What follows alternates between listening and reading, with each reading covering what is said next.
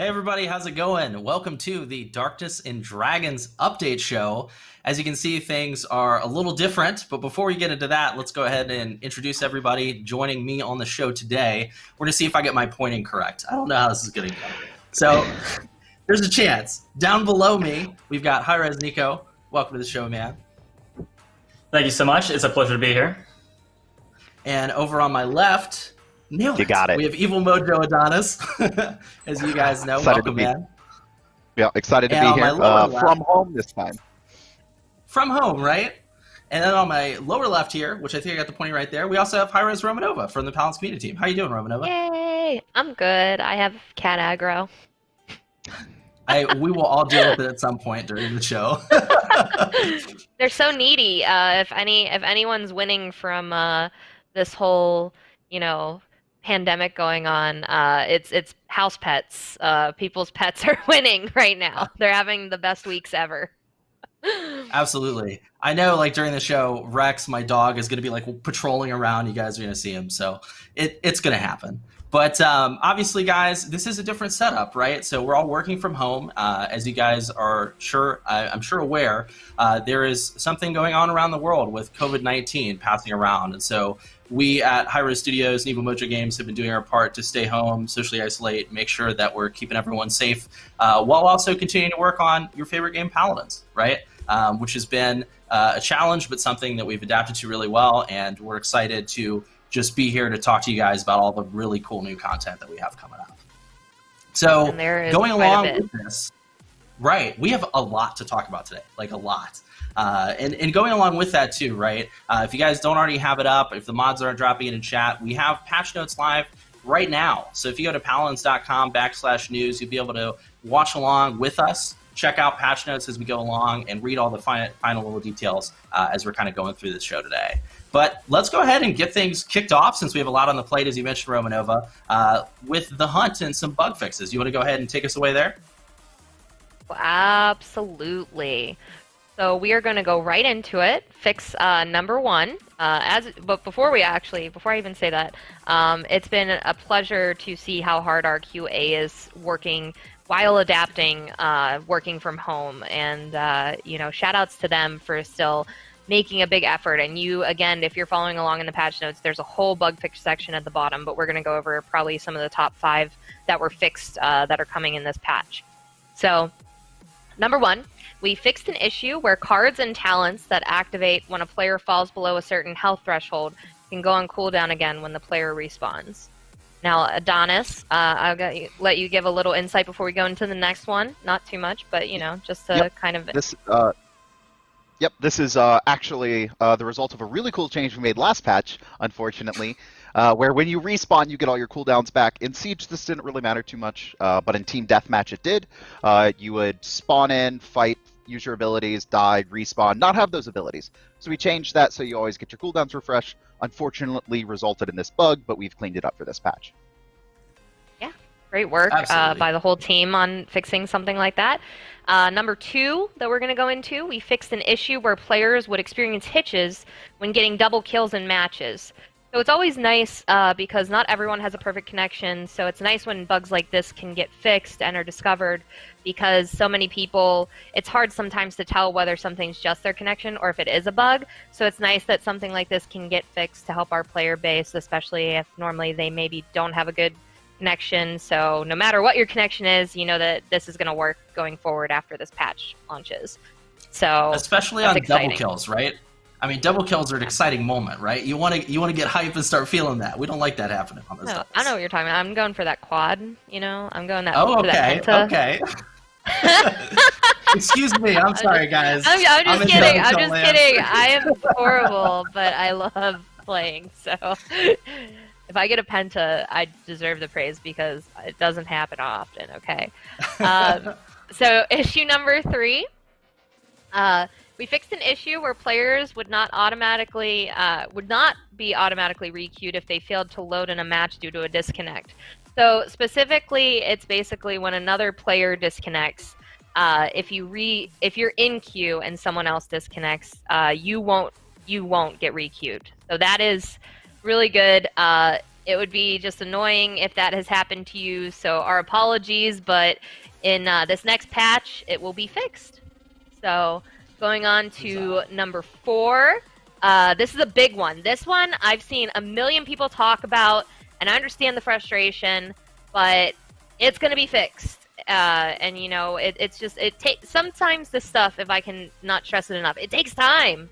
You know, it doesn't get fixed in a day, and especially even if it does get fixed in a day, it takes a while for that patch sometimes to come out, unless it's something that needs, you know, hot fixed right away if there's not a way around it for the time being. So right now we fixed an issue where players could not queue for training modes, tutorial, or shooting range if their crossplay settings were not set to allow all.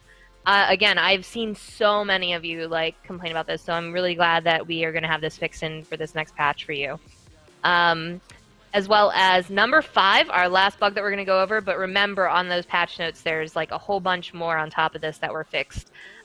We fixed an issue where the Phantom card would not function. Now Adonis, what about the boy here? You know, this is important. Yeah, we made some really cool changes to Grok last patch. Unfortunately, the Phantom card was not functioning, and it made it to live, but we have fixed it.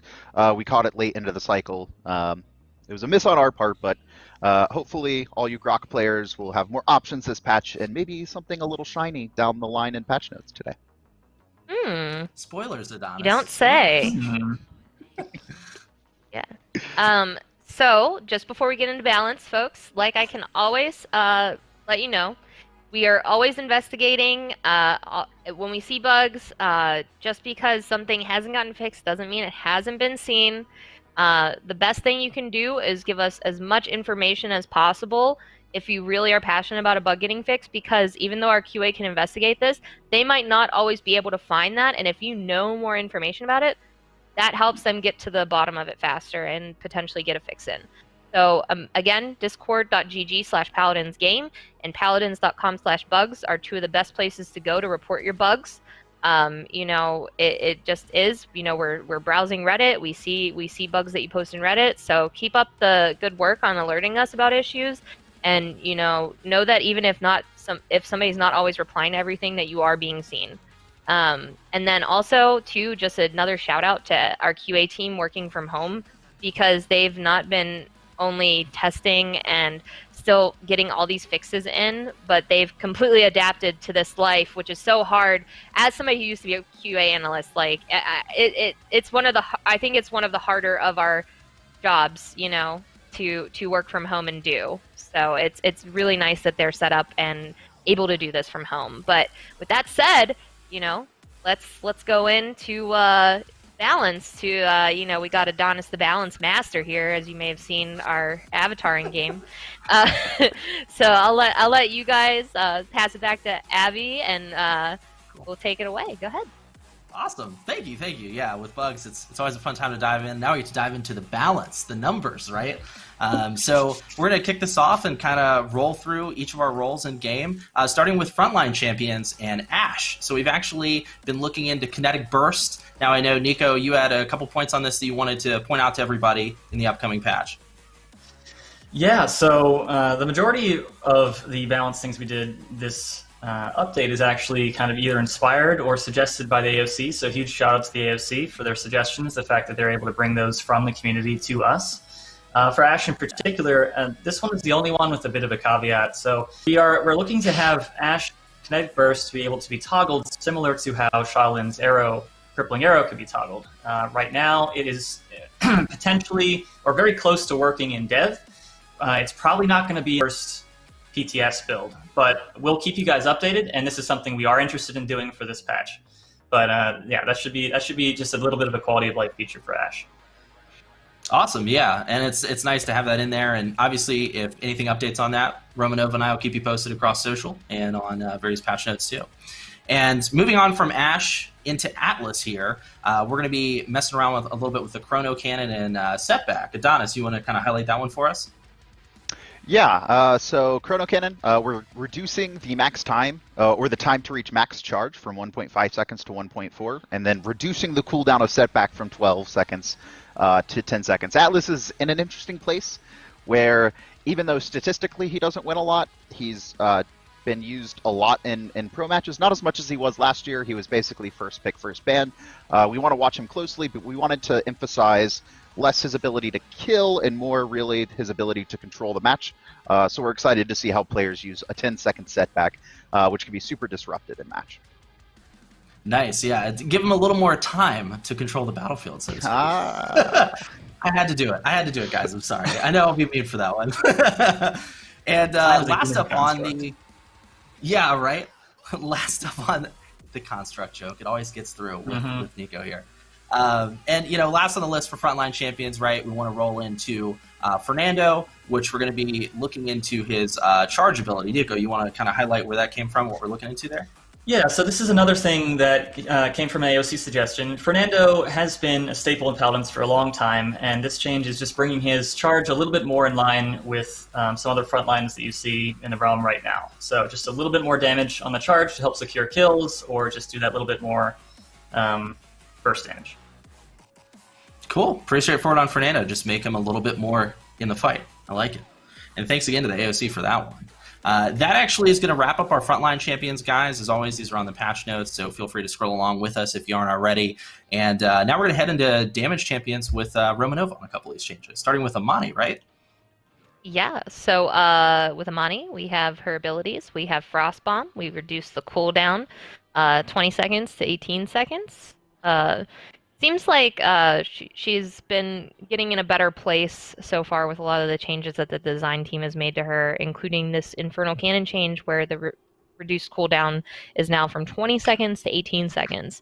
Do you have anything that you'd like to say about her at all, Adonis? I feel like you and Nico, you've been really working at a place to get some of these characters that, these champions that people really like and have wanted certain changes for into a better place. So, yeah, we think Amani's a super cool champion in general. We like her. We think that she's winning okay right now, but she's not really seen as meta.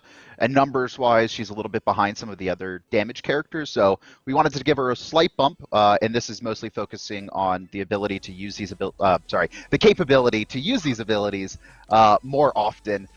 We think there's some really cool builds out there. We've been talking to some of the AOC members. Bitey specifically, huge shout outs. He's been a great help at providing us some pro insight into what characters that the top players are deeming strong versus weak. We don't feel like Amani is being seen at a high level as much as she probably should be. So this, I think, it's not a huge change. It's very small, but we think this will put her in a much healthier state overall in the game. Yeah, and I know there's a lot of people who are excited to hear that. I'm pretty sure one of our old AOC members are even excited anytime Amani gets, any kind of special treatment here. So next we're going to go into Shaolin. I know a lot of people have, felt different ways about Shaolin changes since the new season started this year. So for his talents, from Sand Trap, we're increasing the damage from 100 to 300. And I mean, who doesn't like more damage, right? And for his abilities, the Desert Silence, you're increasing the silence duration from 1.5 seconds to 2 seconds. So what kind of went through your minds when you were, it's only 0.5 seconds, but I guess in an instant, depending on what's going on in the situation, that could be a lot of a difference for this character and, what mode you're playing too. Like if you're playing like a siege mode, etc. Yeah, I think we've been fairly happy with how Shaolin has been feeling recently. I think this is just a little bit more love for him, getting him kind of a little bit closer to where we want him to be. And as you mentioned, 0.5 seconds can actually be almost an eternity, especially when you're in the middle of a fight, you're trying to do something really quickly. So we think that this damage increase, the duration of the silence increase will kind of give him that little bit of love that he needs. Yeah. Sure. And so with that said, we're going to go into another character whose name begins with an S, Strix. So this was an AOC suggestion that we ended up putting in. Cooled mags is going to be increased time between ammo regeneration ticks, 1.5 seconds to 2 seconds. Before we get into the second one, can you elaborate on the decision to go forward with this and like working with the AOC for this one, guys? Yeah, these are kind of hand in hand a little bit, but it's really Strix has kind of calmed down a little bit. He was top of meta for a very long time, but this card specifically is a little bit legacy in the numbers that it provides. Essentially, Strix is in a spot where you could have these cards at a very low level, and it felt like infinite ammo. There wasn't really a ton of downtime for Strix specifically, and similar to some of the other changes we made to like Cassie last year, where we increased her reload time, we're just trying to increase the downtime for Strix. This is going to allow flanks specifically to have a better chance at fighting him, catching him with no ammo, or catching him during his reload. Yeah.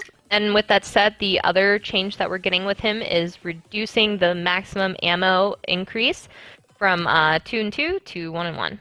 So not a bad place to be in. Hopefully it's not too much. You know, I guess that's probably always the fear with when you guys are balancing these characters. You probably want to make sure it's never too much, but it puts them in the right place, like a good place to sit at. So we're going to go into the last one here before I pass it back to Avi for Vivian. So Opportunity and Chaos, we're reducing the bonus damage 20% to 10%. Yeah, so little, nerf. So yeah, I think Vivian has had an opportunity, so to speak, to shine recently, and I think this change is bringing her playstyles kind of in line with each other. So as giving different options a little bit more viability in that sense. I think you obviously will notice the difference, but it shouldn't be super negative for you, and I think this puts her in a better place overall. Yeah. So with that said, those are the last of our damage balance changes for this patch, and we're going to go right into support. I'm going to pass it back to you. Sweet. Nick. Thank you very much. Yeah. Rolling into support. I always want to call you Abby, Nick. I go by many names, but know that I will always do at least one double thumbs up on a live show.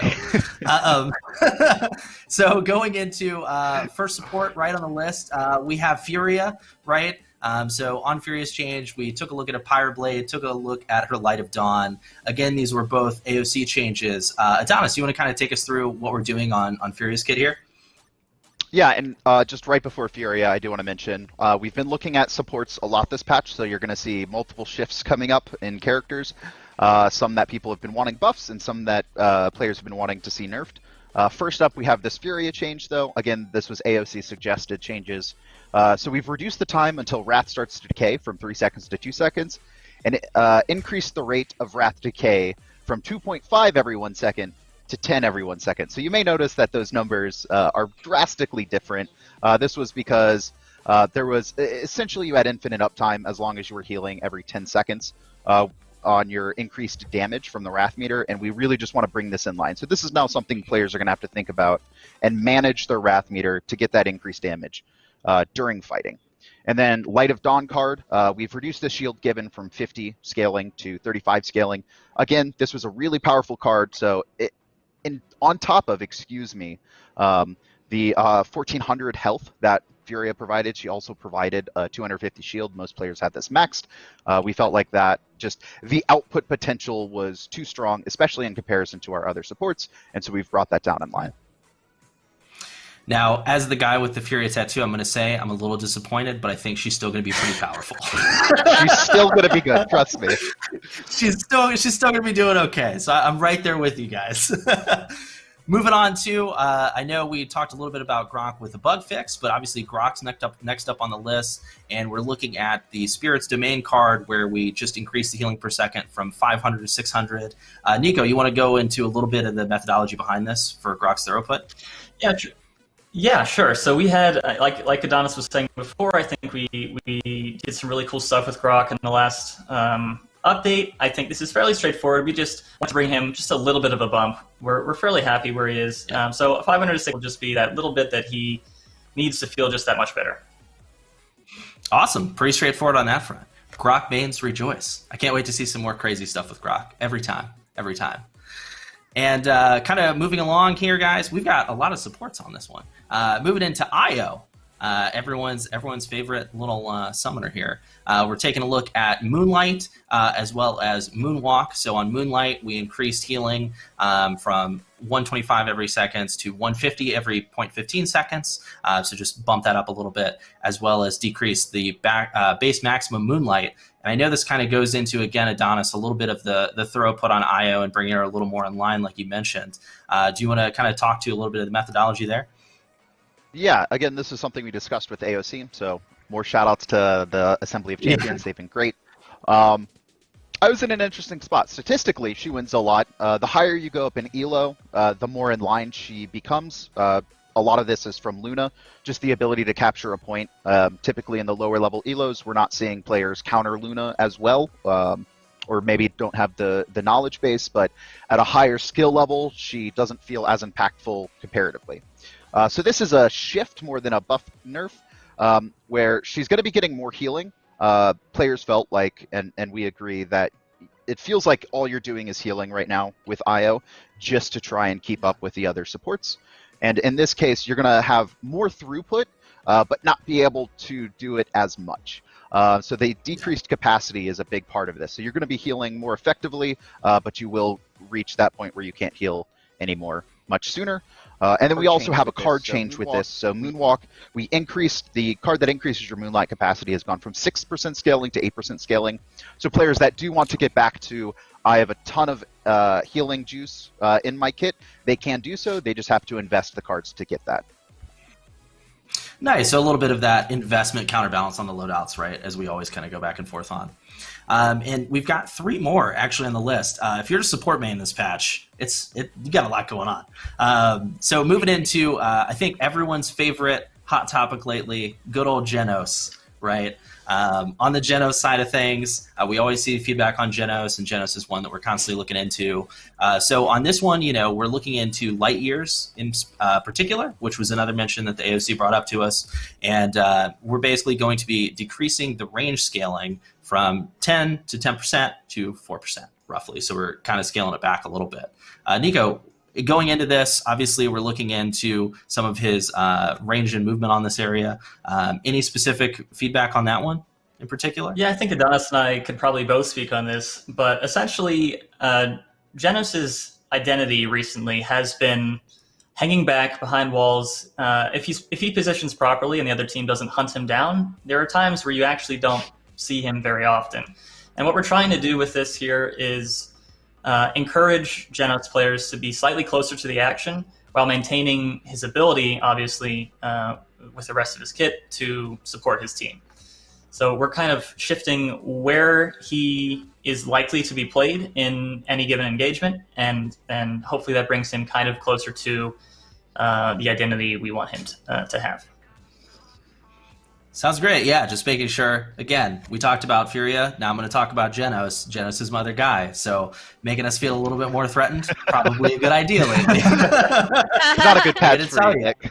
About Genos. I'm doing a lot of dancing and tossing through walls, and you know what? I respect it, guys. You're going to make me a better player. Thank you. Making us feel a little bit more threatened. Kind of moving on from that, obviously we want to touch on Maldamba a bit. Now I know Maldamba is one of the supports that's getting the most amount of changes on this update, Adonis. Obviously we're tapping into some of his healing here, but I'm going to kind of let you walk us through this because these are all pretty interconnected with how his healing output is coming through. Yeah, so Genos already, his throughput was a little bit lower on average for the average player since the Season 3 changes, and we probably hit him harder than some of the other supports. So we really just wanted to bump them up in a few spots. So Mending Spirits, we've changed from 250 every 1 second for 5 seconds to 315 every 1 second for 4 seconds. So it is still the same total output. It is just now occurring over 4 seconds instead. So he should be a little bit more active and getting those like clutch heals. It is still a heal over time, similar to Genos though. And then we've also taken a look at Gord. So we've increased the damage per tick from 40 to 45 and increased the healing per tick from 60 to 65. On top of that, Spirit's Chosen, his talent that adds the additional heal when you hit Mending Spirits. We've increased the heal from 200 to 220. So he's getting some slight numbers increase, but I think the most important one is the Mending Spirits is consolidating that heal value into a smaller time frame. So if players are super low, they're going to get the same amount, but getting it faster is going to be way more important in active engagements. Oh Sounds great. Yeah, kind of helping Anna. Maldamba sound that.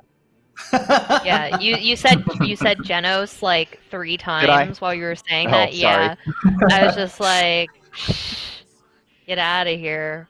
What the? Oh my Damba gourd, buffs. you know? Oh my Oh gourd. my god. There it is. There's number 2. I hope chat's keeping track of this. We're just gonna get like a counter at the end, like, here's all the puns that were made during the I gotta Darkest make Dragons update Thunderbrush show. proud, okay? Very fair. Very fair. So last on the support list, right? Kind of tapping into this. This one's going to be pretty straightforward. We're looking at Pip, right? And with Pip, we kind of took a look at his potion launcher, right, Nico? Yeah, so pretty straightforward change, as you mentioned. Essentially, we have removed the in-air inaccuracy for Pip's potion launcher. So this will benefit both Combat Medic and kind of just your standard Pip play. He's jumping all over the place. Finally, you won't find your shots veering off someplace that you weren't expecting because you were jumping. And I think this is something that complements, this is a huge quality of life change that complements his play style. And I think it will kind of make Pip mains happy. You love to hear it. You love to hear it. A pip the doodly do right there. Mm. And there's number 3. We're just rolling. This is good. This is really good. I'm a man. big fan. So that actually is going to conclude our... Shout outs to the people watching if you know where that is from. 90s, 2000s kids, what's up? Gotta love it. So moving on from that too, guys, that's a look at our balance. Obviously, these are all available on the patch notes as you guys are scrolling through with us. So if you want to look back into that, as we've all mentioned multiple times in this section, huge shout out to the AOC for helping us with a lot of these this time around, and always giving us good feedback from the community and making sure we're punching through stuff and doing balance updates that feel good for everybody, right? So now, kind of moving out of balance, Romanova, I think it's actually time for us to start talking about like general changes, some of the new content. Maybe you want to go ahead and take us into that? Oh, absolutely. All right, so the first thing we're going to get into is the ranked splits. So rank split 2 and map rotation. I'm not going to really touch so much on the specific map rotations, as you can see what's going in, what's going out on the patch notes document if you're following along. Again, paladins.com/news if you're looking to follow along with us. But the rank split 2, destructive tendencies. So there's a limited edition Ash avatar. I think the most important thing to really talk about right now, though, because this has been the same since I think our first announcement for the season, is that right now we're going to be having a soft reset and 2 new rewards. Right, Adonis? Yes, we are going to be doing the soft reset that we traditionally do. I'm sorry, I was looking at something else. No, it's fine. It's fine. I threw you with a whammy there. So we have some really cool rewards. Like we said, the Ash avatar is coming in, and players are going to have to requalify for their matches once again. And once they do, they will get the gold chest that is standard for the ranked resets. So again, you can check the map rotations on there. And I guess I'll toss it, even though I was just tossing it to you, we're going to toss it right back to you. Awesome. Yeah, to the direct purchases. So we do have an exciting one that we're going to talk about right after. But in general, what went into Design's head and, you know, the choice to make a lot more direct purchase coming up, you know, I guess the benefit for me, as I see, is people can, you know, they have access to some of these avatars and different things that they may have not have had access to before, and that's exciting. Yeah, this is a change we made, I believe, a patch or 2 ago, where we started selling accessories for direct purchase, similar to how we did for skins. So players who just want to access the content without rolling chests have that option. We really like this. A couple got added this patch, so the Snack Time avatar, the Cutesy Zen, Snake, and Maeve from... these were actually community submissions to our first Battle Pass years ago, and they're available for 7,500 gold, so you don't have to pay crystals for them. So if you like the cutesy avatars, they're there. A couple other stuff like sprays. The Get Wrecked one, I think, is the big one, or my favorite one coming for direct purchase as well. So if you want to spray Get Wrecked after you wreck someone, you can now do so. That is like the default that's a spray. good way to pop off. Yeah. I've seen enough of that spray in our Paladins esports scene for a lifetime. And it complements. It's a good one. It complements the fact that we can now get double kills and above, right? No more hitching. Right? Absolutely. With that said, the one direct purchase that I'm really excited for, it's going to be as DLC though, not as like with crystals and whatnot, is we are getting a new mount. We are getting the Winged Drake mount. Could be a hint at this new battle pass. Am I right? Those following along, you probably already saw. Check that out. But so cool. I know that we don't put mounts in the game as often, and they take a lot of work. So, please, shout outs. Oh, there it is in game. Look at that thing. It is so just gorgeous. It's so nice, and there's so much work. So shout outs to our animation team with rigging and everything that they have to go through in order to set up a new mount. Because I think the process, from what I remember for this, from talking to previous animators, is that each character individually has to be rigged for a mount, and that is the. There's just so much that goes into doing this on the animation team. So shout outs to them for working so hard to make stuff like this possible for our players. I just got to take a moment. Like, we're going to take a moment here. I know we did at the beginning. Looking into that mouth, man, he is ready. He is ready to go. Oh, yeah. You know what I mean? With that fire. Yeah. Oof. It looks gorgeous. I don't know if he can fly though. He might be like a dodo bird. He gets a nice little There's drift actually when he gets some some hang dragon. time. Yep. There's some really cool tech in there where he spreads his wings when he's falling. So if you're jumping off from high places, you'll see him, attempt to glide. Flying mounts He tries win. his best. He tries. Okay, Adonis? You give him an A for effort. An A for effort. Okay. So You gotta give with credit that where credit is due. said, dragons.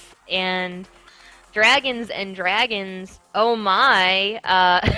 We're gonna go into it. If you haven't guessed already or read our patch notes, our patch is going to be called Darkness and Dragons for our Battle Pass. And if you didn't already know, April Fools, Maeve is not getting a skin. But we what? Oh wait, no, she is, right? She's still getting. Where's my all Maeve battle pass? All four. I need it. Everyone is so betrayed right now. All the people that are like actually big Maeve stans are actually sad inside. They're like, man, let's see how long we can keep this going. But unfortunately, not this one. So we're gonna roll right into it. I'm gonna pass it over to you, Abby. Go over the format changes. Awesome. Thank you, Romanova. Yeah, I'm so happy we were able to do a little bit of an April Fool's joke, right? You kind of have to lighten the mood. So moving on, going into the Darkness and Dragons Battle Pass. If you guys are following along on the patch notes, I'm sure you're already seeing some of the really cool stuff coming in here. Really excited to dive in. And with this Battle Pass too, I know, Adonis, a couple changes have been made. Do you want to kind of highlight those before we hop into looking at all the skins? Yeah, so we've actually increased the total levels that the Battle Pass has from 80 to 120. This is going alongside an increased duration to complete the Battle Pass, though, for those that are worried at the start of it. So it's going to be an extended duration, and that duration matches the number of levels that we have added. So you do have significantly more time to get all your rewards. We've also increased the total number of challenges, so there's 10 more challenges to help increase that pace that you're going to be going through the Battle Pass, so 60 in total now. We've also added a new chest, so joining Magistrate's Resolve and Resistance's Daring. I hope I didn't mix those up. Kevin will yell at me otherwise. We've added the Abyss's Destruction chest, which has a number of skins. This chest is also really cool because we've added some secondary content to it. So there's emotes, avatars, I believe an announcer pack in it. So it is not just skins. There's a wide variety of items to help kind of round out your owned cosmetics so you can get and unlock more accessories, which is something we're trying to encourage, I think, for all of our players, especially when you look at the direct purchases we added as well. Yeah, absolutely, and that's kind of continuing off of it. Honestly, I'm just too excited. Let's just hop right into these skins because they're pretty incredible. Starting with our instant unlock. we're going to jump into our first splash art here, Draconic Fighter Victor. So he's going to be your instant unlock at level 0 when you pick up the Battle Pass. You'll also get, as always, a loading frame, a really great avatar. Those you guys can see on the patch notes. But Draconic Fighter Victor here, what a killer job of the art team. I absolutely love those horns. Yeah. And you gotta can see too in the splash art, he's getting the cardio in. He's getting that Victor cardio in. Absolutely. And here he is in game too. Whew. The tail is just pristine. Don't draw too much attention to it. It's already out there. Very fair. It's a girthy boy. He's fantastic, and Victor, we've done some really cool skins with him in the past, but kind of diving into this draconic theme, I think the team really killed it. Shout out to Zach from tackling the character, Jeff doing the concept, and Jisu for doing the rigging, and everyone on the team. Honestly, I could just talk about the team, and we will be doing it all throughout the day. But hopping in, that weapon though, am I right, Adonis? Oh yeah, that weapon is something else. The favorite, or excuse me, my favorite part about this is definitely like the lava that's oozing out of the barrel after you stop firing. Absolutely. It's just like every time you stop firing, you get a nice little drip out as it's kind of cleaning the lava out of the barrel, give you that nice draconic feel. Absolutely love it. And the nice dragon head on the back too. I'm a big fan of that one myself. The whole identity behind this skin is just really great. Again, capturing that dragon essence, that dragon theme. And obviously we have some of the different abilities too. So looking at the grenade there, I know, Romanova, you and I have talked about this in a couple different playtests and stuff too, but like having those nice ground effects are really awesome on here to get that lava out, right? Oh, absolutely. I just like the lava effect. Shout outs to our FX team. Roland always killing it over there. And also too, I think it's really nice to point out, not only just for like voice lines with these skins and everything, but also the sound effects to the audio team and Waddles. A lot of the people in the community love Waddles. Waddles and his team really worked hard to really get these sound effects, and they work with design actually for the voice packs too, and I think his voice sounds great too. I don't know if we can get a couple lines in there. We'll see if we can take a listen. I'm not sure. Use that, the video. Ooh.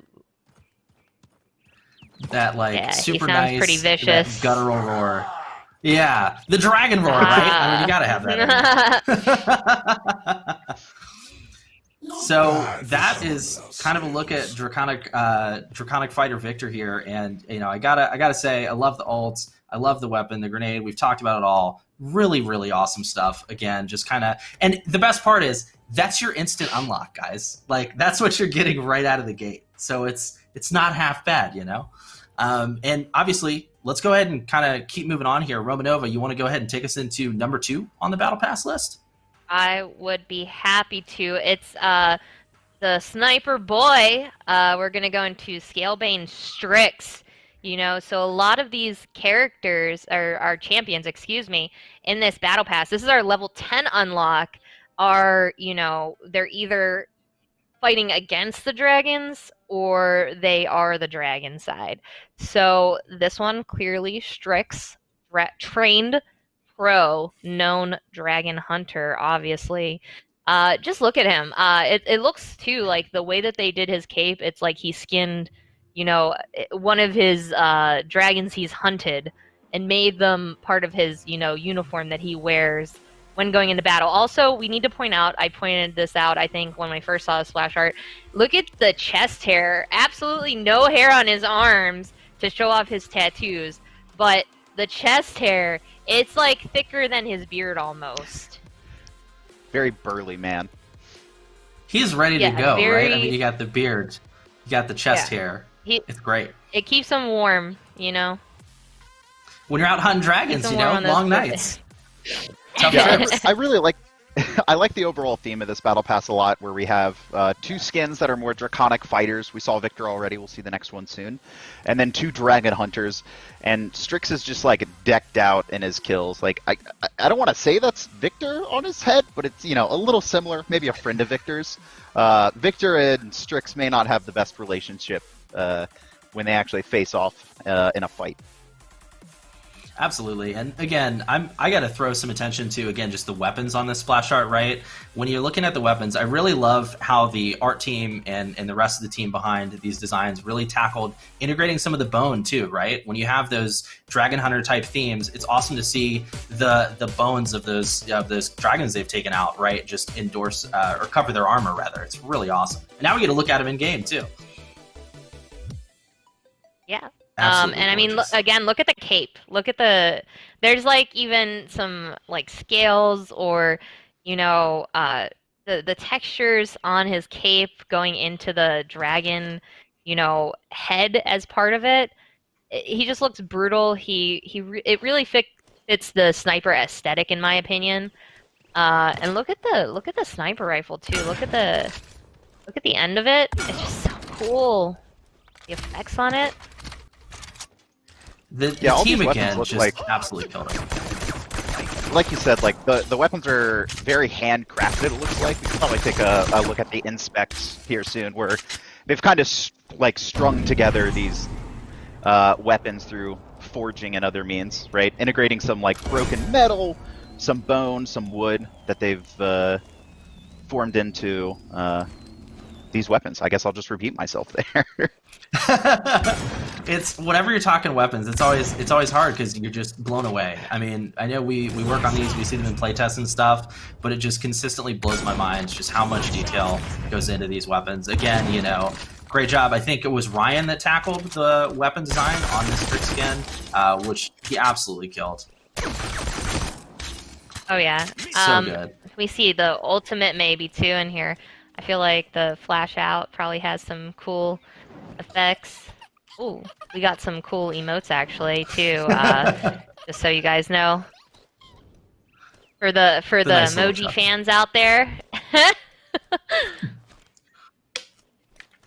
But yeah, absolutely gorgeous skin.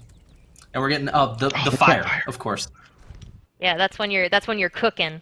That's the fire. That's for when you're cooking the 10 noobs, right? Can you smell Exactly. what's Getting said? those That's what the pentas youngsters are saying nowadays.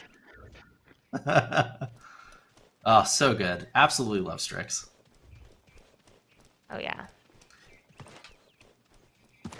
And kind of going on from Strix, let's take a look at the level 30 reward, right? So up next, yeah. I know, Nico, you and I have a history with the skin, which we'll probably talk about when we go in game. But level 30, we've got a nice look at Draconic Enforcer Khan coming up here in a second. Draconic Enforcer Khan, probably one of the coolest skins in this battle pass again. I feel like Thunderbrush right now because he always is saying the coolest skin, and we just keep going, right? They're just all so good. The team does such an incredible job. Hold up, the coolest is yet to come, but we'll get to that. We still have half to go, right? I mean, All right. over half, technically. It's good times, but Draconic Enforcer Khan, really, really great. And, if you guys were watching along on the patch notes, I'm sure you're seeing him now. Here we're seeing him on the screen. Snapping that blade.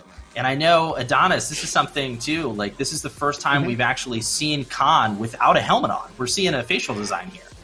Yeah, and I think that's really cool. I'm always a fan of skins that change kind of the idea of a character or something that's like almost a central piece of them. Khan has always had a helmet on. You've never been able to see his face. And we've kind of renditioned a draconic version of what Khan would be like and what he would look like. And he's very smug. You can see him just like shattering that blade in his hands while just very happy with himself, very content and smug. In his own strength. I'm a big fan of like the beef castle characters. Rom is another example of it, but this is kind of a very imposing figure that you're going to see when you're fighting him in match. Also, I feel like Oh, Beef Castle, I've never heard that term until we had the 2019 AOC, and I think it was like a mix of like Hugo and just a Colombian calling Rom a Beef Castle. That like now I just like anytime there's a beefy boy, we're like, oh yeah, this guy's he's Beef Castle, man. And I mean, yeah, I mean it fits, and I think it's so cool too that I don't know how well those wings are gonna work holding that up in the air, but you know, probably some crazy aerodynamics going on with him. Maybe Oh, with he has him, he has double wings. He's good. He's good. I was gonna say maybe with him and the wing drake together, they would be able to fly, guys. Just combine the two. But here we're seeing, here we're seeing Khan and Gabe. Yeah, I had to make the joke. I'm sorry. That's number 4. Keep track of this, chat. But here we're looking at Khan and Gabe again, just having those nice wings on the back and on the kilt. On the backside there, just awesome. I personally am a huge fan of the weapon of this one. Much like Victory, you know, you've got that like dragon lava kind of spewing out. Again, Ryan did a killer job on this weapon, and I don't, man, I'm just in awe. I absolutely love this skin again. How everything's moving on the top and working around. The thing I'm the biggest fan of though with this one is how you've got the nice little fuse lighter on the end of the gun, you know, for when that lava's coming out, just to give it the extra spark, right, guys? Literally, Nick. Literally. The extra spark. See, that the thing I love... that one, I don't think you even meant to do that one. The thing I love about this weapon, Nick, is that it feels almost organic. Like it came straight from the forged smiths of dragon kind, you know what I mean? It's absolutely His voice is really cool. Brutal, too, if we can all take a listen to it real quick. Oh, wait, never mind. Yeah, they were playing the voice lines through that and stuff like that. If people did hear it, he was like... I'm not going to even impersonate it. It was like really deep and bellowing, but it was super cool. As it should be. But I would like to say we got the best skin coming up right now. No, it's not a Mo the Cat skin. It is Soulfire Furia. I am so excited for a new Furia skin. Yeah. Let's go. Let's show her. She's beautiful. Oh my goodness. I love her. Look at that. She's glistening. Swords. No wings. She don't need them. She's already an angel. Absolutely gorgeous. So she's definitely on the side that's hunting these dragons. Clearly, they're gonna burn. I don't know how's how interesting well about you can burn facing that, you dragons. know? I don't know how well you can burn What's dragons, interesting- but oh my goodness, yeah. What's interesting about this skin is this was the first sword that Furia has, which is asymmetrical. So we had to go through some additional rigging hoops to make it work for her animation set, which is just that much more impressive. It's wild. I mean, with Furia, you know, looking at a lot of stuff, Furia is one of those like really complicated characters that until Thunderbrush and the rest of the team broke it down for me, I didn't realize how much work goes into Furia's design, you know, and especially with these swords, pulling them forward to the front is just really, really awesome. I'm in love with it so much. It's so wonderful, and hopefully we'll be able to take a look in game. I'm not sure, but this is another skin that's just really, really great. The team did a really, really good job on it too, as always. I think it was Denny that took a crack at this character, with Jeff doing the concept again, and it is just a gorgeous, gorgeous skin. It's even more gorgeous in game, honestly. That Pyre-Blade. Look at her. Oh my gosh! And like the wings being the swords now, she just. Like, you don't want to mess with her. You just want to, like, you want to be on her side, because she's definitely the person that you want on your side of the battlefield. So look at the details in her gun, right? Like her sword gun. It's so good. The weapon is killer. I love the orb too, like just how it's all unified together. It's just such a killer weapon. Really different from the rest of Furia's weapons as well, which I really enjoy. Yeah, this really stands out. To me, it's kind of similar to Genos' weapon, where he has that the orb in the middle. That's kind of the center power of it. Absolutely, yeah. Where you have that nice little like centrifuge holding everything together. Even when it fires, you're getting the little feathers off the top and the bottom. I mean, it's just such incredible skin. Everything looks so solid on it. I'm always one for Furia skins, though. If you give me a Furia skin, I'm always obsessed with it, no matter what. And then having the swords pop out of the back when you're using your ultimate, I mean, it's just gorgeous. Absolutely gorgeous. And they appear on your allies too, which is my favorite part. That's amazing. I didn't even know that one. That's incredible. That's so cool. Oh my goodness. Oh my gosh. Just doing the nice damage buff with some raw swords, right? Nothing like a few extra swords. And you hear her voice, she's like so confident and in charge. Absolutely. She is ready to command the battlefield, which is just fantastic.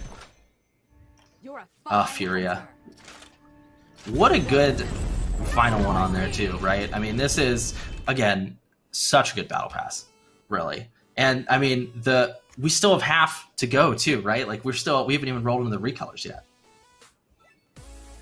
So on the recolor side of things, you know, obviously you guys have seen these on the patch notes as well. We still have a lot more to talk about, so we're just kind of skimming through the top of these. So we're looking at Hunter's Bane Victor, gives him that nice like bluish tone, right, Romanova, which is really great.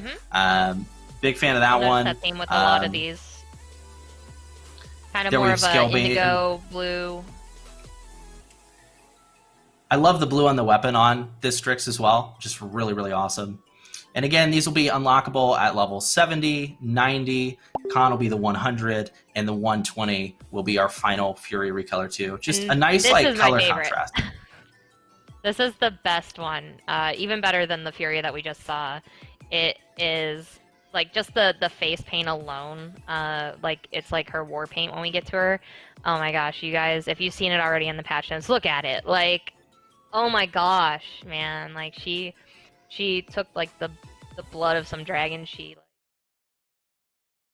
war painted herself up. It's fantastic and lovely, and I know a lot of people have been waiting for a new Furious skin, so, you know, happy birthday. And then we're gonna go right into it, I guess. Nick?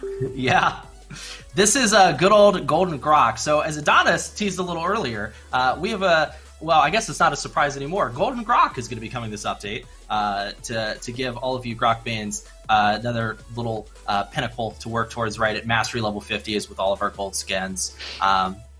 Just an incredible skin tap too. Like we said, we still have a lot to go though, which is pretty incredible. So we're actually going to just roll right into the next piece here, which is going to be our update to Magistrate's Archives. So this is a map update to go along with, I'm sure you guys have heard of this gentleman Corvus coming around, right? And so moving into this, Romanova, kind of walk us a little bit through, you know, the map design on a high level real quick. Oh yeah, so I mean, in general, Alex M and Rick R took ownership of making this map really stand out, and you'll see all the updates here in this video. Alex did the Karn and Valera statues, the giant Ceres orb that you'll see in the middle. Rick worked on much of the exterior and interior architecture, as well as additional propping, and Sydney did a boss job with a lighting pass in this. And also, the postcard that we saw at the beginning, and you may have seen in our teaser, shout out to Betty from the marketing art team for doing these. She did it for our last one and did it again for this.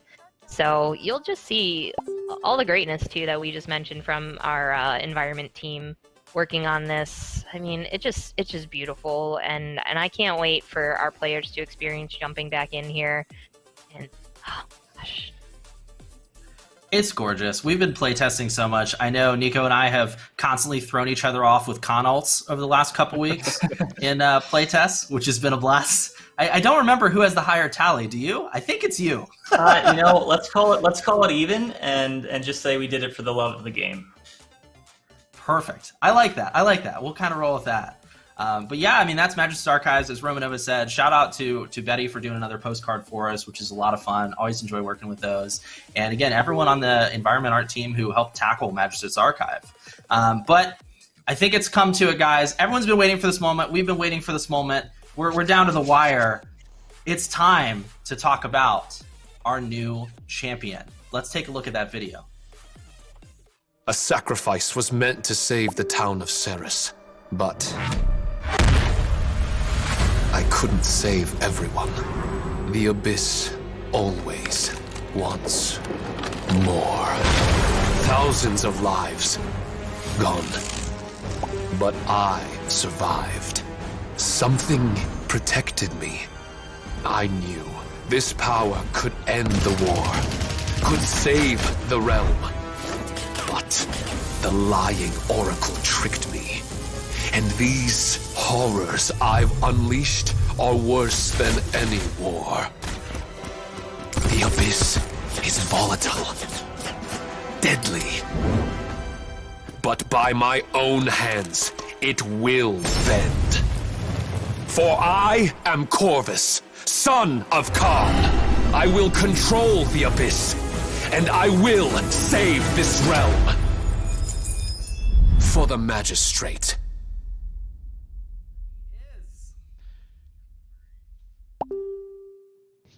There he is. I am so excited.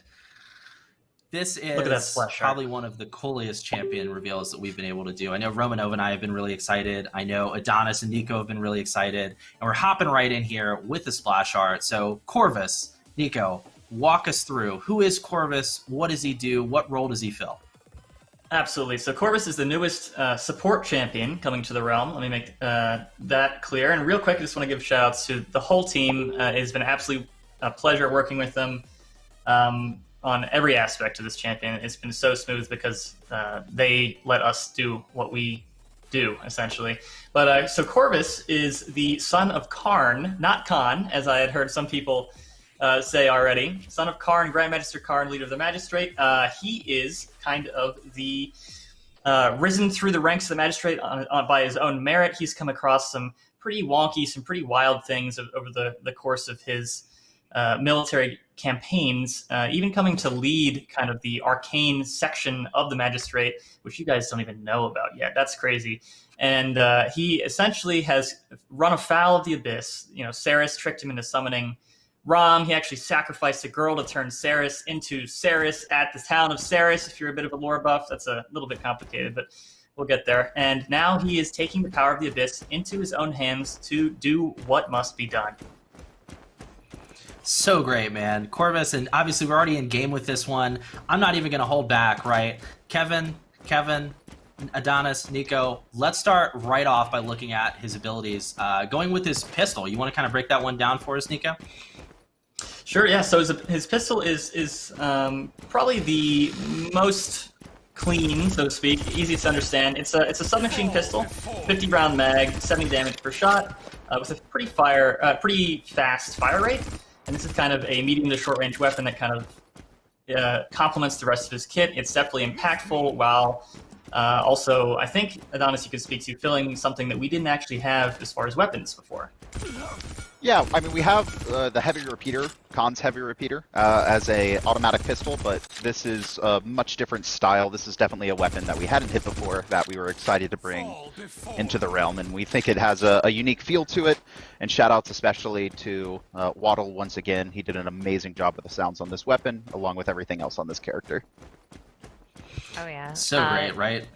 Nico, remember like the early meetings and stuff too, when everyone's trying to figure out how he would be a support and everything.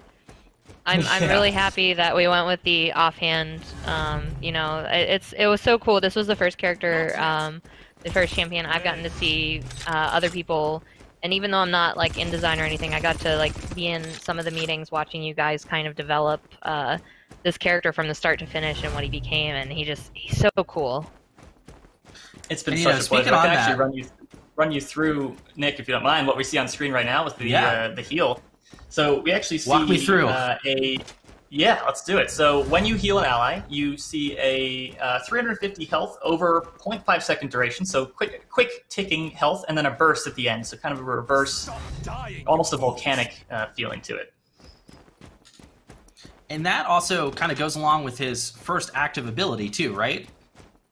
Absolutely. So part of what makes Corvus interesting is that you see on the screen now, he has a mark, the Mark of Fate. If you mark an ally, you gain benefits if you directly heal them with your alt fire, or, what's also really cool, if you heal another ally, then your marked ally will gain a percentage of the health that you healed to the other ally. That's fantastic. This could so really get like a nice little kind of balance.